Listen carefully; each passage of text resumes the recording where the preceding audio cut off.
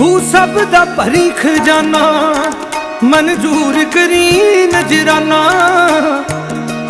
मेरे वाहिगुरु जी, मेरे वाहिगुरु जी। हाथ जोड़ करा शुकराना मेरे वाहिगुरु जी, उठ रोज करा शुकराना मेरे वाहिगुरु जी।